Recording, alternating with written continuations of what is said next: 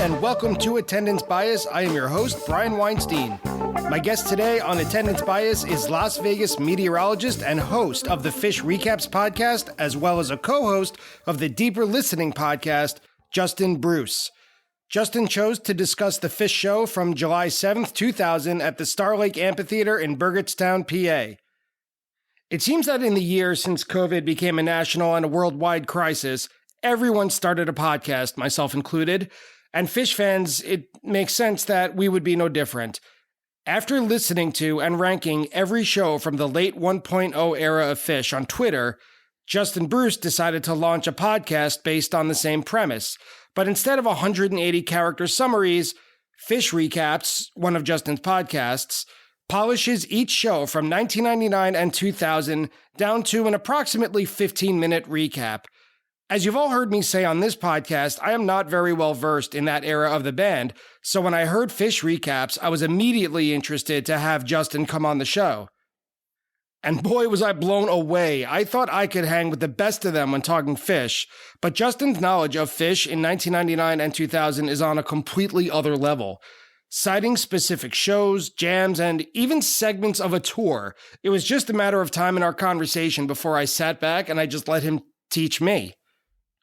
So make sure you have your best versions of Gotta Jaboo ready. Stop halfway between Erie and Pittsburgh as we join Justin Bruce to talk about July 7th, 2000 at the Star Lake Amphitheater in Burgettstown, Pennsylvania. Let's meet today's guest. Justin Bruce, thank you for being on Attendance Bias. Brian, thanks for having me. It is great to be a part of this wonderful podcast. Thank you. I'm very excited to have you here as we continue our journey into late 1.0 Phish. You picked a show from the summer tour of 2000. That would be July 7th, 2000 at the Star Lake Amphitheater in Burgettstown, Pennsylvania. Yeah, that was my second Phish show. And you go with what you know, which is I wish I could pick a 1991 show, but I was 10 then, so I didn't see too many shows on that tour. I had to go with late 1.0. And that leads right into the second part of what we're going to talk about today is your two podcasts, including Phish Recaps, which covers exclusively this late 1.0 era of 99 and 2000. Yeah, look behind the curtains. I randomly decided in January of 2019 that my first show was Star Lake Amphitheater in 1999. My second show was the one we're going to talk about today, 7/7/2000, again at Star Lake. But even though I had listened to shows from 99 and 2000, I realized I had only listened to a handful of shows from those years just over and over and over again. So I decided I'm going to listen to every show from 99 and 2000, and I'm going to, connect some dots and kind of see what I think about late 1.0 Phish, because I liked what I knew, but it turns out I didn't know a lot of what was out there. So I understand that you're originally from Louisiana, moved to Pennsylvania, and then you said you have family stretched to Virginia and up to Boston. And now you're in Las Vegas. How did you end up in the Southwest? Yeah, I'm the black sheep of the family who's a couple thousand miles west. Because of my job as a meteorologist, ended up living in Nashville, Tennessee for 12 or 13 years and met my wife, Jamie. We were both working at a TV station there. She more or less is from Las Vegas.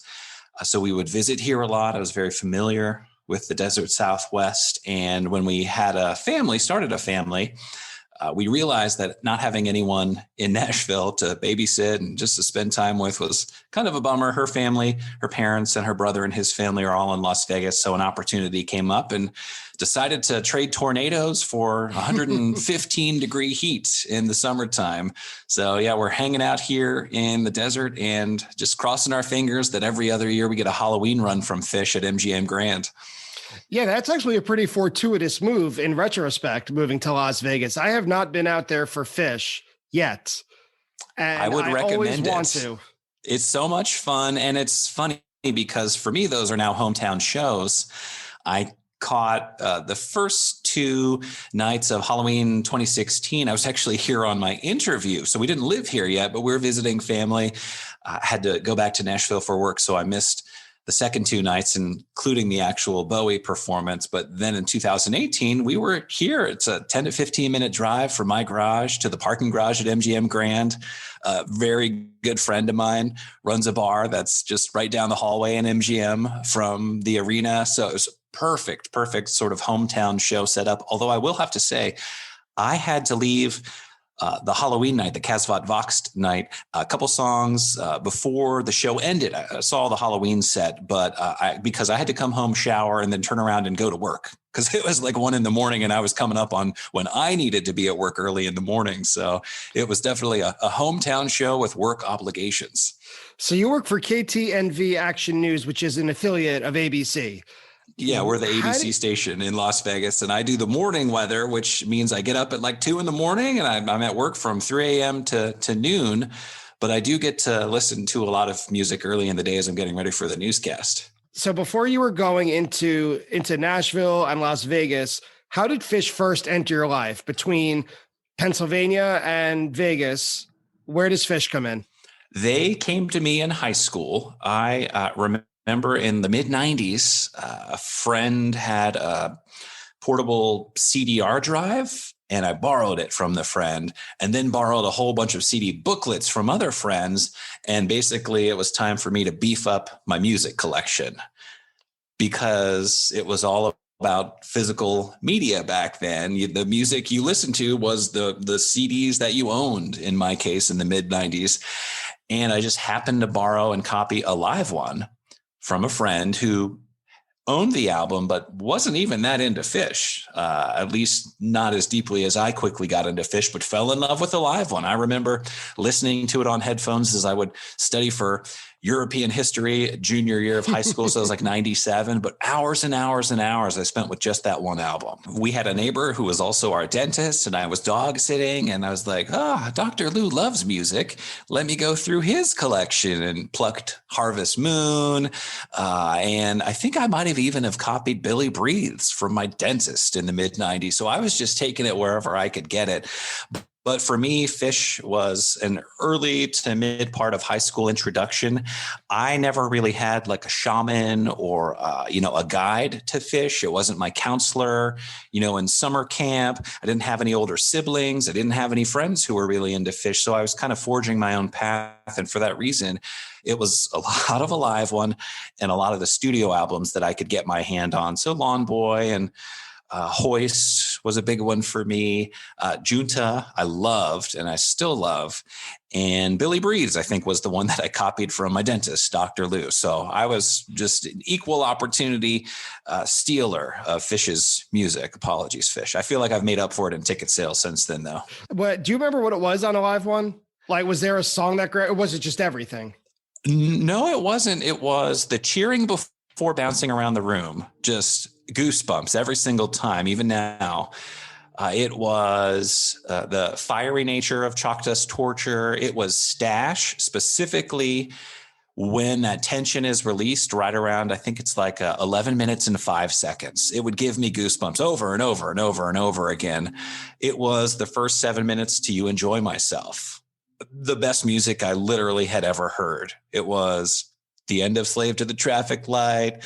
It was the Harry Hood peak. Tell you what it wasn't, though, was the Yem vocal jam.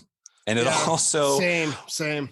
It also wasn't the tweezer. I would always muscle my way through the tweezer, but as a 15-year-old, 16-year-old, just getting into Phish, I feel like 25 or 30 minutes in, it was like, all right, this is a lot to handle. After you've absorbed your, I would say, limited supply, right? Because not everything was instantly available at the time. You mentioned your first show was at Burgettstown, right? About a year before the one we're talking about today. That was on July 21st, 99. What do you remember? What are your sharpest memories from your first show? I remember being really excited to finally get to see Phish because I already knew they were my favorite band and I had been listening to them a lot for the last couple of years. That said, I believe at that time I was listening to a lot of Slipstitch and Pass, a lot of Alive One. I don't know if I recognize more than a handful of the songs that I heard at my first live show, but I will say that Star Lake show, which was one of the Phish recap episodes that I did, It is so good, and one of the underrated gems from summer 99. And as we talk about my second show, also at Star Lake the next year, 7/7/2000, in detail coming up here, I can make a couple of comparisons to the year before. But I remember just being floored by Shakedown. I had no idea that was going to be a thing. So for my recently high school graduated 18-year-old self in that stretch of 99, I was kind of floored by that. I just remember being so impressed that there were so many people there, because if you go to a regular quote unquote concert, you're going to have a mix of people who are sort of into it, not into it, there for a date. It's shocked me that everyone who was at this Phish show seemed 100% committed to what was happening up on stage. I felt like I was just doing my part to keep up with everyone else. You mentioned that show that I think the 99, your first show, is covered on Phish Recaps. So let's talk a little bit about Phish Recaps. So at the time that we're recording this, it's a fairly recently released podcast, right? And the concept, as I understand it, is you take shows from late 1.0, exclusively, I think, 99 and 2000 so far, and you boil it down to somewhere between a 15 and 20 minute recap. Is it based on your personal experience or more of an objective overview of the show? More objective, because I only saw one show in 99. I only saw two shows in 2000. So it would be a pretty brief podcast if I was only going on personal experience. But one thing that I learned listening and reviewing on Twitter, all of the shows from 99 and 2000, I think it ended up being like 113 shows total, was that I just let my ears be my guide. And if I heard something that I thought was cool, I would try to focus in on it. If I heard a melody or a theme that I thought I had heard before, I would stop and go back and try to investigate that. And I would never look at reviews of shows until after I was done and had kind of made my own opinions. So the project was to listen to all of the 99 and 2000 shows, and I wrote a lot of notes down, did a little bit of ranking just based on what I liked the most and thought was the most interesting. So now I feel like I have all this material. And when I was tweeting reviews of these shows, it's fun to talk about the music, but writing in the written word, like how music makes you feel or how it sounds, can be a bit of a challenge. And I thought this could be a cool opportunity to turn these show reviews into short little podcast snippets, because then I could drop in a minute or two of some music here or there. And it's the same idea about kind of reviewing a show and mentioning, here's what moved me in this tweezer jam, listen to this part, without just replaying a show. That leads me into asking about your other podcast called Deeper Listening. And I listened to an episode today, and you and your co-host, John, introduce yourselves as not music experts, but two middle-aged dads who like music. We're just music nerds. And John is someone that I just know from the Phish Twitter community. And we had kind of found ourselves bumping into each other in conversation online a few times and reached out to one another, especially after reviewing all of those Phish shows in 99 and 2000, thought it would be fun to turn this into a little podcast project. And we agreed to do this podcast where we would just kind of do deep dives into anything that struck our fancy. Like we did in episode 1, all of the Pearl Jam albums from 2000 forward, because like many dudes who are around the age of 40 back in the 90s, we freaking loved Pearl Jam. When I was in high school, before I really got into Phish, Pearl Jam was my favorite band, but I hadn't heard anything after after Yield and after Live on Two Legs. I listened to those albums a ton, but after that, I was sort of off the wagon because I got into other things. So I had this big gaping hole of the fact that I didn't know anything about the last 6 studio Pearl Jam albums. So we both did a lot of listening, wrote a lot of notes, and that's the content of episode 1 of Deeper Listening. And what are some other bands that listeners can expect to hear about on Deeper Listening? So we're in the middle of Funkadelic, our second episode. Funkadelic, which is, everyone knows George Clinton and the P-Funk All-Stars. I knew of Parliament. I had heard of Funkadelic, but I did not realize that Parliament was the funk half of George Clinton's brain and Funkadelic was the psychedelic rock half of George Clinton's brain. And he was incredibly prolific from 1970 forward, couple albums a year for each band in many instances. John knew Funkadelic. He didn't know everything. I literally had never heard a note of Funkadelic. So that was episode 2. It seems like a survey course in these bands that everyone knows their names. Like you said earlier, if you mentioned George Clinton and Parliament Funkadelic, and then you said, all right, name 10 songs. I'm guessing a lot of people, unless they're already in on it, probably wouldn't. Your podcast taught me a lot that now I'm even more interested to dig in. Same thing with Pearl Jam. Their first 3 or 4 albums, I was all over all of them. And then probably similar to you, Phish entered the picture and then the rest of the world faded away for, 2 decades. And now it's time to do the catch up. Yeah, exactly. And it's just an opportunity to fill some of those gaping holes. We've got a long list of artists that we want to tackle. But for example, like St. Vincent is coming out with a new album in a couple of months.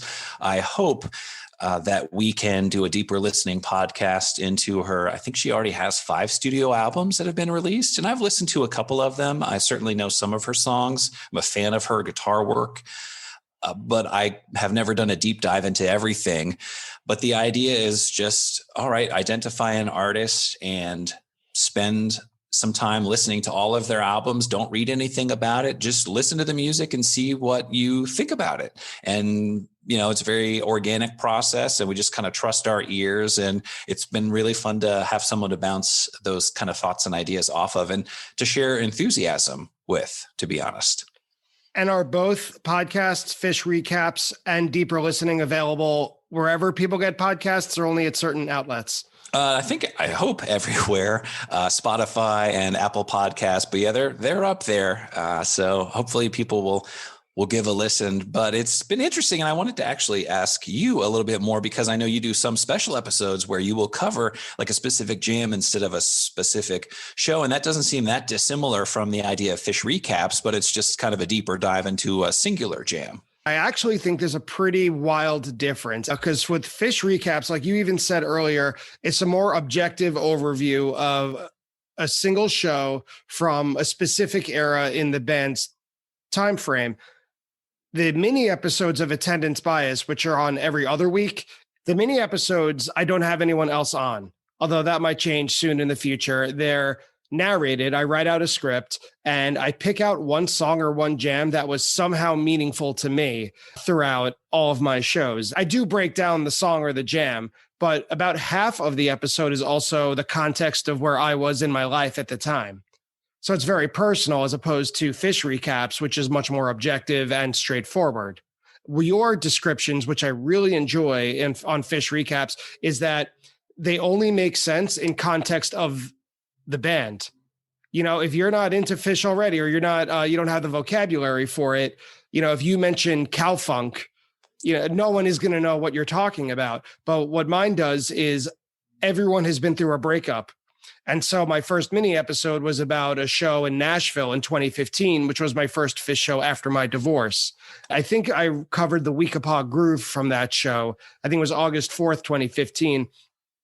The angle of it was more about how that it was my first solo trip to a show.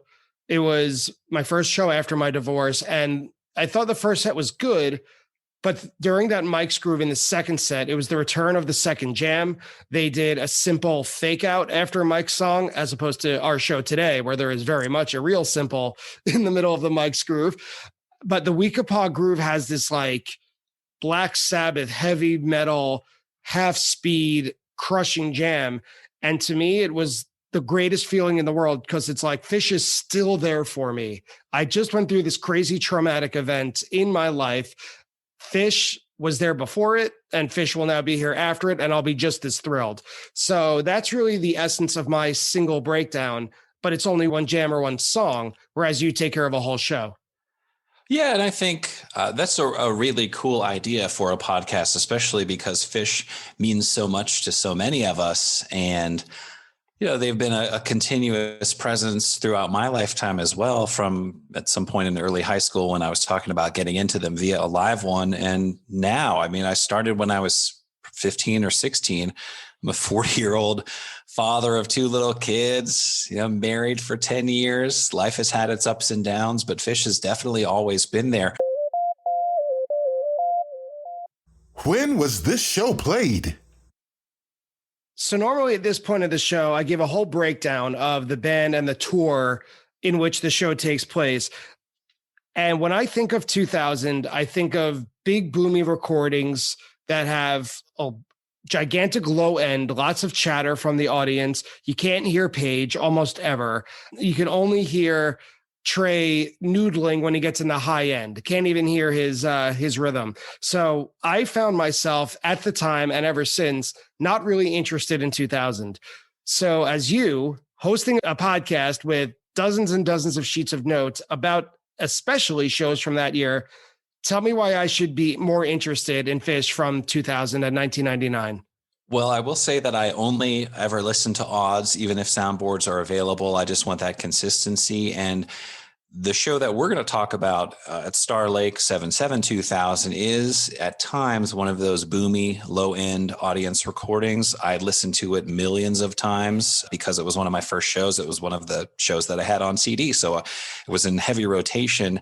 And that was also my impression of 2000. I would say to put on a brave face and just go ahead and listen to the shows, because I did not really ever find that the audio fidelity was an issue to enjoying the shows. And yeah, they are mic heavy. I mean, I think that Mike literally was heavy in the mix. And the fact that, there are a lot of shows outdoors in amphitheaters, taping wise, which I don't know anything about, but that does lend itself to those boomy recordings. But unless we're talking about a couple of the shows where like the weather was literally an issue, like Polaris Amphitheater in 99 and 2000, most of the recordings actually sound just fine. So go ahead and dig in. And for someone who's a bit of a completionist, like if I'm going to listen to a couple of shows from 2000, I've just tell myself, might as well listen to all of them. You can have context.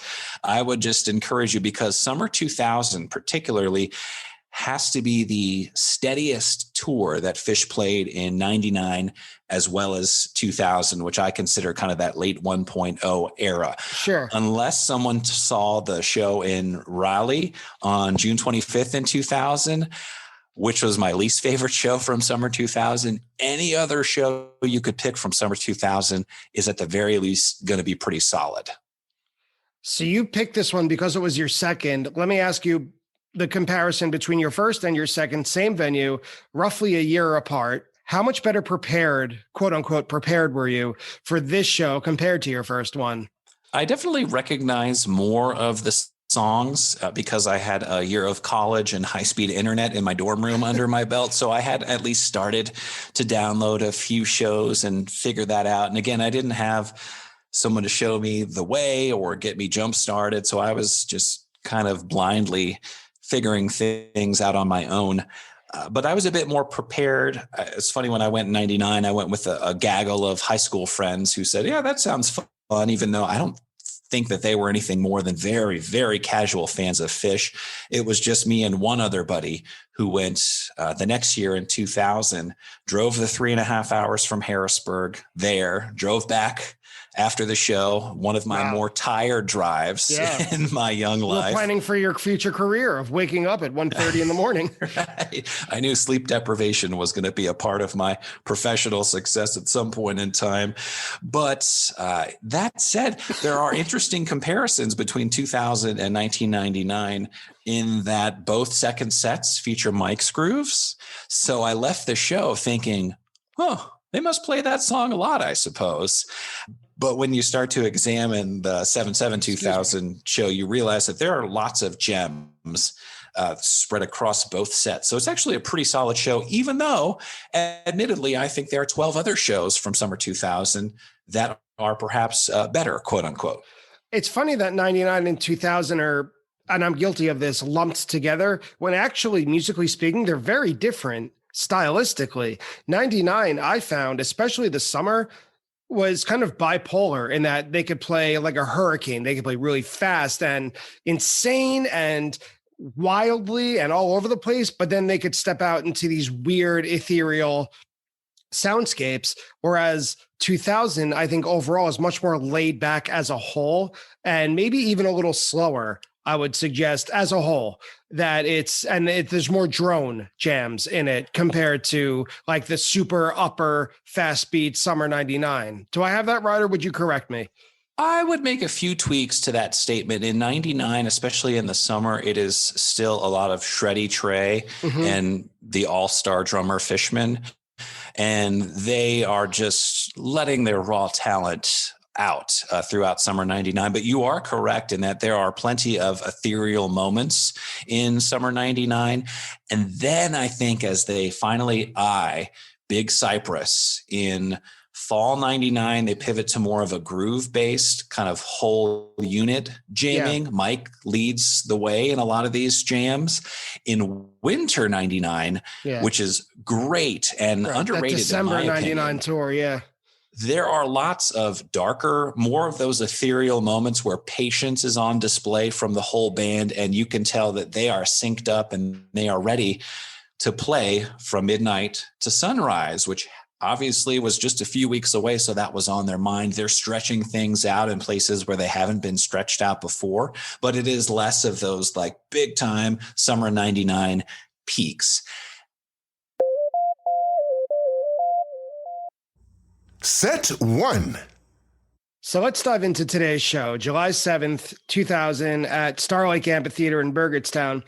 They open with Chalk Dust Torture. And when I listened to this, I immediately had this thought that this week was like the week of this show was like a mini golden age for Chalk Dust. They open with Chalk Dust. And even though you might be able to feel a little bit of intensity, and it almost feels like a loose intensity as they open 7/7/2000 with Chalk Dust, it is just, hey, let's get everybody amped up. It seemed very tight, though. He can't. When I say he, I mean Trey. It like drops out around 6 minutes and they kind of fall apart, which is, one of their improvisational tricks.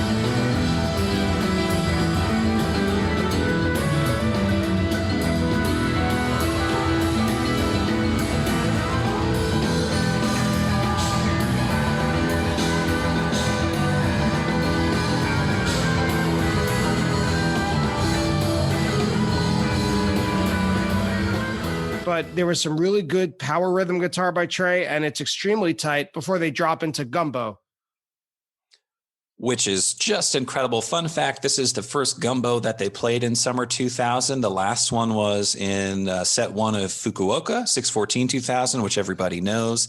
So this was, if we're trying to relax and lay back and start jamming deeply, Gumbo is a good exercise for the band to get into that sort of mindset. And it accomplishes that, I think, early in set 1. You knew that this wasn't just going to be a rip through a whole bunch of, standard set 1 tunes that maybe we're going to try to go places. Yeah, Gumbo is when you could tell they really came to play. There's this, what I would call this electro funk. And it reminded me, because I was in 2010, I was at the Greek Theater in Berkeley, and that's like Cities. So, right, that was the Greek Cities. This Gumbo, this little jam reminded me of that, in that it's this whole band jamming that I can imagine the whole crowd moving as one to this. And I wish they could jam on it for 20 minutes straight. They didn't, but I wish they did.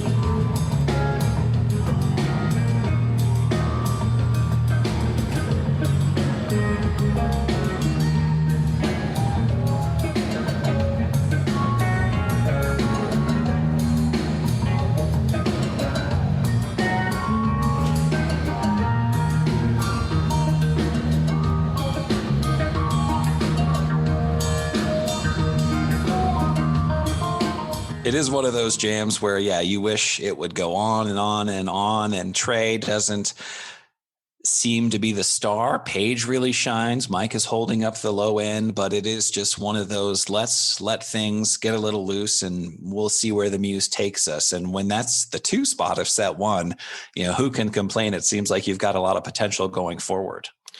And they started to really realize that potential next with Divided Sky, which is a huge adrenaline shot. You could hear it right away. Do you remember what it felt like when this started? I remember more so just having listened to this show after the fact of being there over and over and over again. And Divided Sky, often middle of set 1, you kind of know what you're going to get. I was impressed when I was listening back to this show for our podcast, how peppy it is and how energetic it is. This isn't just one of those, all right, it's the middle of set 1. We've got a few songs under our belt. Let's play Divided Sky. They are inspired. And Paige's piano particularly is just ringing out in the first few parts of this song. And you know that, they are here on a mission, and it's not just to run through Divided Sky. It's a pretty impressive version, and I'm biased because I was there and I've heard this a million times. But for me, this is kind of my go-to stock Divided Sky. And Mike really stood out to me, even after the long pause. Mike is really content playing pretty loudly and stepping forward. Trey is quite nimble on top of him, but I think everyone is just coasting along the thick groove that Mike is playing underneath. And that really, really causes the Divided Sky to feel, even though it's not a breakneck speed at the end of the jam, it feels very confident and, to me, energetic. I think that's true throughout the whole show. With Mike's assertiveness and his confidence, it becomes really apparent a little later on in the second set, I think. But I really enjoyed that because, as we talked earlier about the sound qualities of shows from the summer of 2000s of the recording, they've come a long way. I think a lot of tapers have put a lot of effort into, I don't know about remastering, but cleaning up at least what I was used to getting on a 4th generation Maxell 2S, that it wasn't even worth listening to, in my opinion, at the time. But Mike is really crisp and clear in this recording, especially on the next song of Boogie On Reggae Woman. Yeah, and to me, Boogie On and the song after that, Funky Bitch, those are songs that kind of highlight Mike. So the idea that Mike was feeling it at the end of Divided Sky, and then they kind of rolled right into Boogie On and Funky, that makes sense to me. And these are songs that, if I see them on a set list, I think, all right, okay, we're kind of not going through the motions, but you know exactly what you're going to get. Whereas when you are listening blindly, which is something I like to do if I haven't heard a show before, I'll just not listen, not look at the set list, but just listen and try to be surprised as if you were there at a show in person. But they're energetic in the moment, and they certainly kind of keep the crowd engaged. And yeah, no complaints about this Boogie On Funky combination, just because it does really keep the energy going. And then the big highlight of the set, if you ask me, the big highlight of the set was the next setup of Maze into Shafty, back into Maze, a real Shafty sandwich. So good. So good. And I didn't know what I was being treated to as, I guess, a 19-year-old in the summer of 2000. I suppose that's... Story of the Ghost had come out, so I should have known what Shafty was, and maybe I did, but this is a song with the segue. It's one of those segues where you can see it coming from a while away, but they patiently approach it, and as a result, it's just thoroughly rewarding to your ears as Mike signals for Shafty kind of early on in the Maze Jam, and then Trey says, okay, yeah, let's do that. And they actually go into it. It's stretched out over perhaps about a minute's time.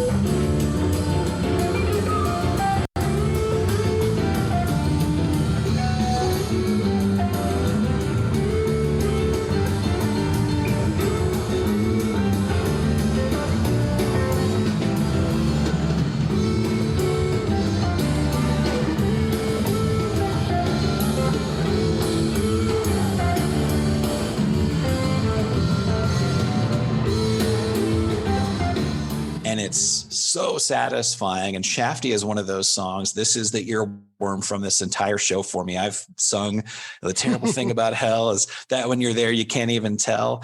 People give Phish flack for their lyrics sometimes, but the music here and what they're saying is just such a potent combination to me that it's so good. And the fact that it's happening in set one just kind of elevates the game here.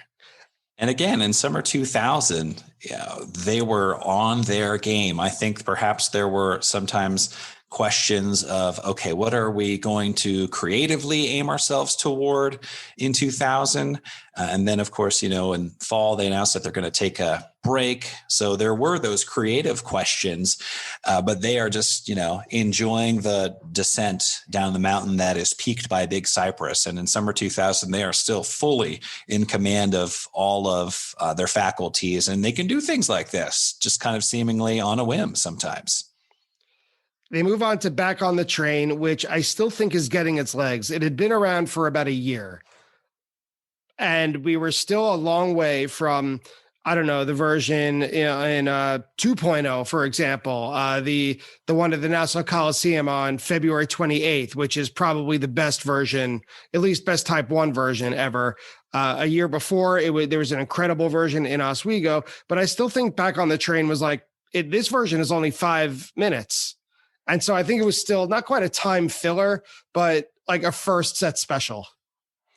It's one of those sort of set one songs where, it's not going to get wild or go anywhere different, but that groove, particularly with Fishman and Trey playing atop of him, it's almost like calisthenics for perhaps setting up like a jam that's going to go deep in a funky rhythmic way later on. It's like batting practice, to use a baseball analogy. Then they move on to a really, what I think is a special surprise. They play The Curtain, which is usually, and this could be just based on my perception of the shows I've been to, I always think it's played toward the beginning of shows, The Curtain. It either, like first, second, or third song of a set list. And we're almost at the end of this set. So it's almost like a refresher. It's like that midday espresso shot just to keep you going throughout. Which I am a big fan of. I'm sure you are. Well, we're talking about caffeine, and it's funny because just a few shows later at Deer Creek, they would bust out The Curtain for the first time since 1988. So it's one of those kick yourself moments where it's like, I was only one show off. And as someone who's listened to this a million times, it's a really good version. It's swirling and Paige is really out playing nicely. So everyone's kind of taking a turn shining here in set one. And it segues beautifully into Character Zero, which you don't get to say that often because Character Zero usually begins from nothing. That opening riff that Trey plays, it's usually not contrived, but it starts of its own volition. This was like a true segue, and it's a great headbanger. It might be Phish's best, other than maybe 46 Days, but it's a great set closer, and it really puts a good bow on a very strong first set. It is one of those songs where I'm never super excited when it starts, but I'm always bobbing my head and thrashing my head by the end of Character Zero. And it's funny, this is only my second show. And so this was my first Character Zero.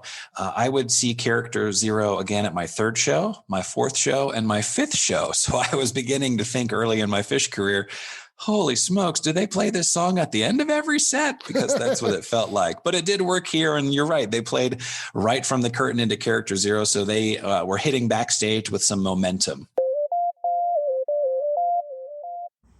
Set 2.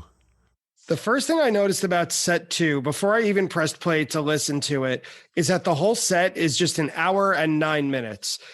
And I think people who weren't around for 1.0 or maybe even 2.0 forget how wildly varied the set times could be. So this set is a short second set, which is unusual because the second set is usually longer. But this is, pacing was a lot more difficult back then for fans. And it's interesting because we'll end up talking in set 2 here about a Mike's Groove to Finish back in 1999 at Star Lake, which was my first show. Almost all of set 2 is a Mike's Groove with lots of really interesting meat in the middle in the form of a really, really good My Left Toe that segues into a jam. And again, I love that show so much. I made it one of my Phish recaps, episode 721.99.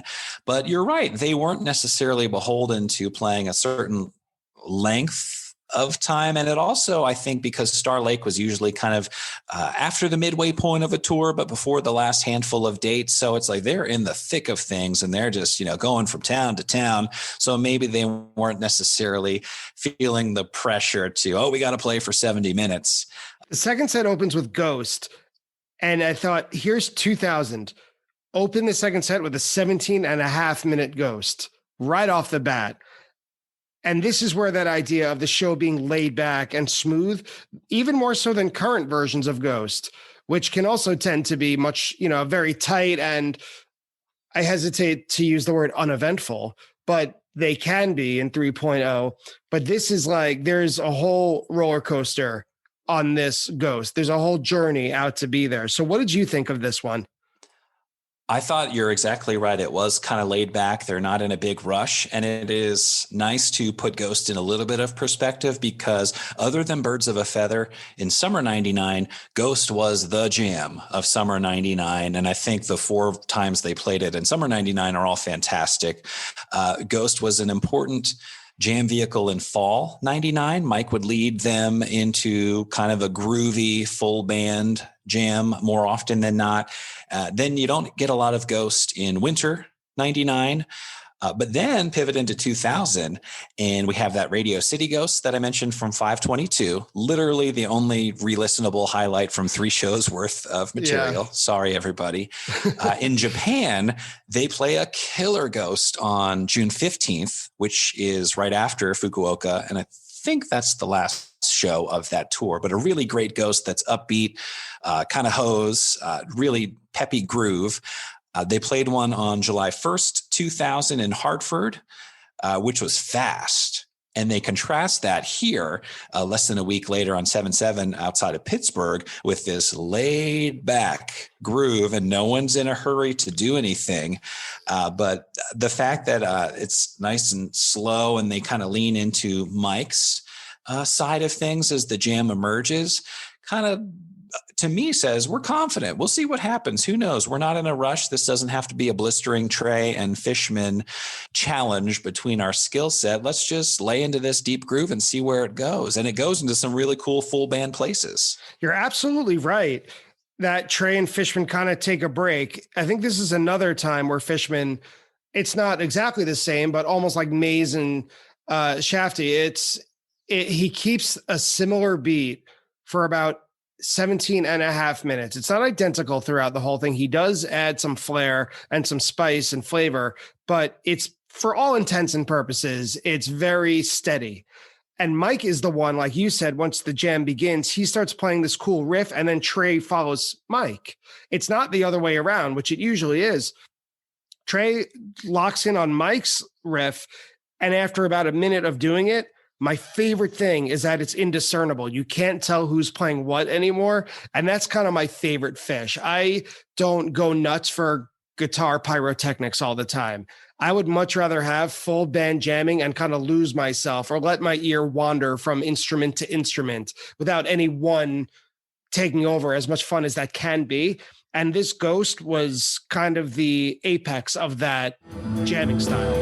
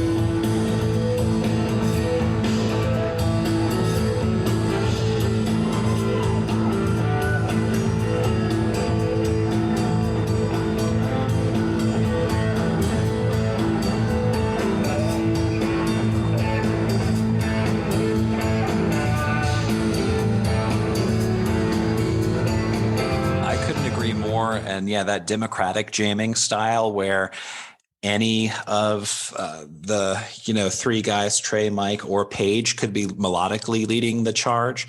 I just love that openness. And that is, I think, something that you see a lot in Summer 99, where, as I've mentioned a few times, it's just a Trey fireworks fest. Yes. It's something that in 2000 they would get away from. And he certainly still had the skill set to be able to do that. But it was more of a democratic full band idea of jamming. And I think that is really, really cool. And you mentioned Mike sort of throwing ideas out there that then get picked up by other members of the band. 100% agree. And if that's an idea that appeals to your listeners, there are lots of the big jams of Fall 99 that follow that mold, where Mike is the one kind of leading the charge initially. And it's just, it makes sense if you're going to have a full band conversation and everyone's going to be involved, that it's going to perhaps originate from what's happening on the low end, and then they can build on top of that. And it is the kind of music where if perhaps, you're just playing it from your phone, or you're playing it kind of quietly, you're not really blaring the Phish jams, where it can be a little bit muddled, particularly with some of the audience tapes. But if you are listening to this at the right volume and focusing on the music when they're in these four-way conversations, I mean, it's like listening to a great jazz quartet to me. The ideas that are being passed back and forth are just so interesting to follow along with. And you don't have to have that deep musical knowledge to appreciate it. You just have to pay attention with your ears. And they ended around 17 minutes. They, like you said, a little after 15 minutes, I think almost like one by one, almost like when they're playing the end of the Squirming Coil, when one of them stops and leaves the stage, another member stops and leaves the stage. They were kind of doing that, except just with their instruments. They were each backing off, except Fishman, who just kept playing. Like they all found their exit ramp except for Fishman. And then Trey just kind of comes back in with Gotta Jaboo, like what I think today might be called a ripcord. But I mean, Ghost was over anyway. Yeah, and after 17 minutes, I think they're ready to try something else, or at least Trey was ready to try something else. And I actually kind of forgot, because they played a lot of Gotta Jaboo in 2000, and they would play it to start set 2 often. Not that it was trying to be forced into being a jam vehicle, but it's almost like they would hit that groove early in set 2 and then maybe borrow that idea or that vibe in a different song later in the set. So it's interesting here that it is after a big jam, but Jaboo was definitely being played every second, third, fourth show throughout late 1.0. And that's something I had forgotten. And I wondered, why do I love Jaboo so much? And then I heard it again in this show, and I was like, oh yeah, because I've heard it a million times. That's why immersion therapy. Yeah, exactly. And especially after, the Ghost, which is a little dark and, that deep funk, Jaboo, the notes ringing out kind of a little more clearly. It is kind of a palate cleanser to the Ghost jam. And then after the life raft in the middle of the ocean of experimentation, we jump right back off in Split Open and Melt. And you and I, according to our notes, have kind of differing views of Split Open and Melt. I don't care too much for it. I'll go to the bathroom during Split Open and Melt. I like it when it gets very intense toward the end, but kind of everything up to the jam, I could take it or leave it. It's been pretty inconsistent, at least of late in current 3.0. And then, but for this one, this didn't even really become interesting to me until about 10 and a half minutes in. I feel like you had a completely different view of it. I enjoy Split Open and Melt a lot. My major critique in late 1.0 is when a set perhaps hasn't really been adventurous and we play Split Open and Melt to wrap a set just because we're trying to make hay somewhere. When Split Open and Melt is tasked with saving a set, and like one example of that is 12-17-99 in Hampton, I believe that's a second set, just uninspired. I mean, it's not that they're not trying, but it's just, we haven't done a lot of notable things. And then when Split Open and Melt is the last song, it's like, all right, well, I understand what we're trying to do here, but it's almost like a gaiuti to me. It's like, you know what you're going to get. It's going to be intense if other things have already happened, or if we're setting the stage for things that are going to happen a little later. A gaiuti is fine with me. A split open and melt is fine with me. But when it's going to kind of be the highlight, good luck. But here, to me, right. They've already made a lot of hay in the Ghost, so split open and melt doesn't have that tall order in front of it. And I just think this is one of the more intense split open and melts from late 1.0. Not that it's super long. Maybe it's attendance bias, which is why your podcast name is so genius. But this is an intense split open and melt, and Trey is just unrelenting with what he is doing to our ears out in the audience, particularly between like 9 minutes and 12 minutes.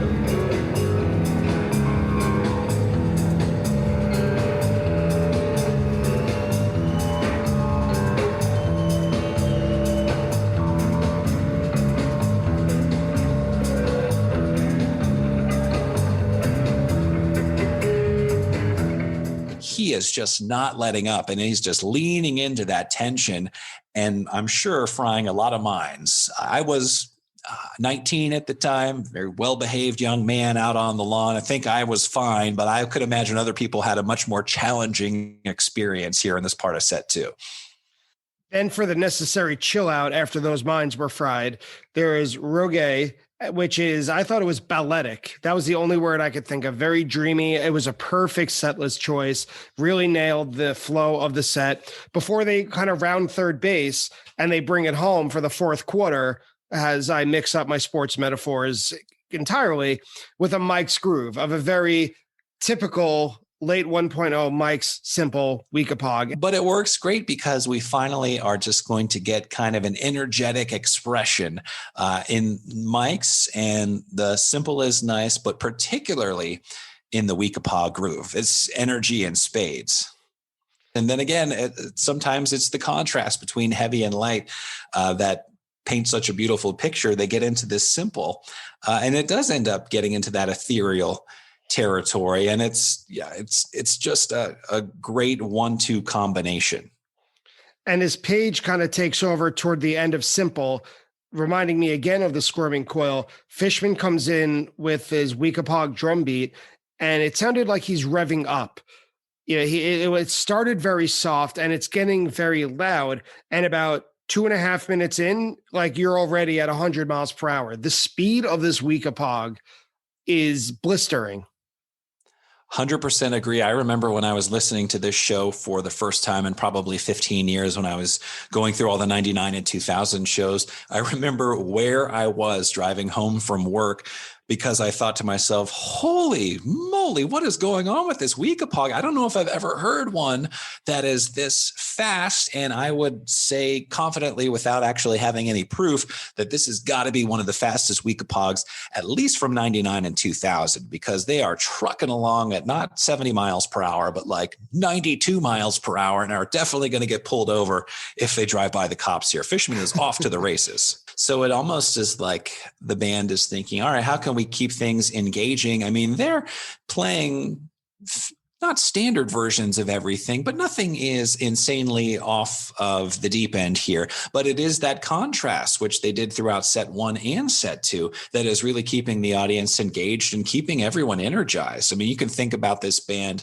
playing to 17 or 23,000 or whatever the capacity is at Star Lake, and that's got to be not an easy way to keep the crowd engaged, but a reliable way to keep the crowd engaged, just through this expert song selection. And talking about reliable, their encore is Frankenstein, probably the most recognizable riff arguably one of the most recognizable riffs in the classic rock canon. And so I can't imagine anyone leaving not happy with a Frankenstein encore. And my first show at Star Lake in '99, the encore was Bold as Love. And even as a total noob, I thought leaving the venue, that was incredible. Like, really great way to finish things. Thought the exact same thing here in 2000, leaving, just thrashing my head during Frankenstein. And, it's perhaps not the song that you would pick, but kind of like Character Zero at the end of a set. They start and you think, all right, but by the time they finish, you're 100% committed to what they're doing, and you're having the time of your life in those couple of minutes. So Justin Bruce, thank you again for coming on to Attendance Bias to talk about July 7th, 2000 at Burgettstown, Star Lake Amphitheater. Remind us again about your podcasts and where we could find them. Plural. That's how cool of a guy That's I right. am. There is Phish Recaps, which you can find Spotify, Apple Podcasts, wherever you do your podcasting. And Phish Recaps is just me turning all of those 113 Twitter thread show reviews into kind of a fun, listenable 15 to 25 minutes where, I try to break down the essence of like, why is 12/15/99 a great show? And then there is the Deeper Listening podcast with my Twitter buddy, John Prue, where we will try to take varied deep dives into any band that strikes our fancy, whether that's Pearl Jam or Funkadelic. And I'm excited to do more of this music nerdery going forward. I really appreciate coming on your podcast. It's a heck of a fun time. I love your enthusiasm. I love how polished your podcast is. And it's always a blast to hear a Phish show that maybe you're not super familiar with, but through the lens that you take, where it's a show that means something to someone, is really cool. So thanks for what you do. Attendance Bias Fact Check. So Justin definitely knows his stuff about 1999 and 2000 Phish, so you would think that we wouldn't need a fact check for today's episode. But after I re-listened to it, there were a few things that I want to at least clear up. So first, Justin mentioned that his first show was at Star Lake Amphitheater in 1999 on July 21st of that year. He said a lot about that show, but I was surprised he didn't mention a very notable part of it. That show contained the debut and to date the only performance of Pavement's Gold Sounds. He also brought up that the second set was mostly a Mike's Groove, which is true. It contained Mike's song, Into Simple, Into My Left Toe, Into Prince Caspian, and closed out with Weekapaw Groove. When talking about The Curtain, Justin said that a few shows after this one, at Deer Creek, the band would play The Curtain With for the first time since 1988. The dates on those shows are that The Curtain With was last played on July 29th, 1988 at the Roma during the band's fabled Colorado 88 tour, and then they brought it back, Justin was right, at Deer Creek on July 12th, 2000. During our conversation about Set 2, Justin said that the band played Gotta Jaboo, quote, a lot in 2000. After checking the stats, the official Jaboo count for the calendar year of 2000 was 20 times in 52 shows, not counting promotion done for Farmhouse. And for the record, the capacity at Star Lake Amphitheater is 23,000, including 16,000 for the lawn. And that's it for today's episode of Attendance Bias. I'd like to thank Justin Bruce of the Deeper Listening podcast and the Phish Recaps podcast for joining me today. I'd like to thank Phish.net for all the information that we need, and Phish.in, Fishin', for a great sounding recording. If you enjoy Attendance Bias, please support the show by leaving a rating and a review of the show on your favorite podcast app. Also, please find Attendance Bias on Twitter and Instagram. You can reach out to me for a free sticker. Spread the word about the show. Thank you again for listening, and I'll see you next week on Attendance Bias.